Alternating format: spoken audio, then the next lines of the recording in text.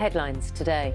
Trying to clean up the Met. Some officers are moved away from investigating serious crime and terrorism in order to root out unsuitable staff.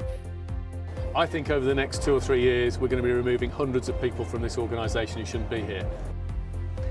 Nicola Sturgeon's husband, Peter Murrell, has been released without charge as police continue an investigation into the SNP's finances. And I'm at Dover, where many coach passengers got stuck in really long queues last weekend. The port says plans are in place to make sure things go more smoothly over the next few days. Good morning. He's one of the favourites, but can Rory do it? McIlroy's never won the Masters. He says this will be the year he completes a career Grand Slam and slips on that green jacket.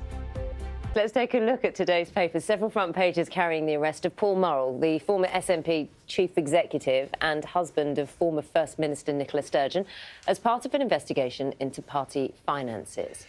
Let's have a look at the Daily Telegraph, reporting that police chiefs in Scotland are being urged to reveal if they face political pressure to delay the arrest until after a replacement was found for Ms Sturgeon. Mr Murrell has since been released without charge.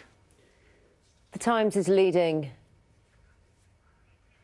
with its undercover investigation into the Conservative MP Scott Benton. Newspapers saying Mr Benton, who since had the party whip removed, was offered a paid advisory role by reporters. This is the Express, but I'll just tell you this story. Reporters posing as gambling industry investors. He did not pursue the role. No rules appear to have been broken. The Express, as you're seeing, focusing on Prime Minister Rishi Sunak's defence of the government's plans to house 500 migrants in a barge off the Dorset coast. The paper says Mr Sunak has described it as fair and a saving for taxpayers. A photo of King Charles is what you're seeing there. Let's quick look at some of the stories on the front pages. Everyone's interested in toilets, aren't they? Yes. Everybody. Well, we need them. It's a universal, isn't it? We're all interested in toilets. We need them. So, given that we're all interested in toilets, this story will interest everyone, which is, I always thought dual flush toilets were a good thing, and they were water-saving devices. But it turns out that this is sort of vaguely the government's talking about their new plan for water, saying we're improving water efficiency in homes by developing minimum product standards for showers, taps and toilets.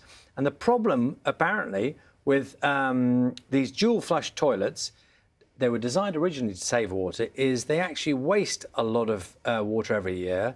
Mineral deposits can cause valves to get stuck open and the toilets fill continuously, so it ends up not saving water. Well, is this a mechanical thing, or is this the fact that people are pressing the wrong button for the wrong... Well, to be honest, on this story, I've got more questions than answers, because I thought that it was they were to say precisely that, so there was less, when you push the one, less flush, when you push the other one, a bigger flush. But they seem to be suggesting it's part of the problem, along with power showers, which are just using too much water.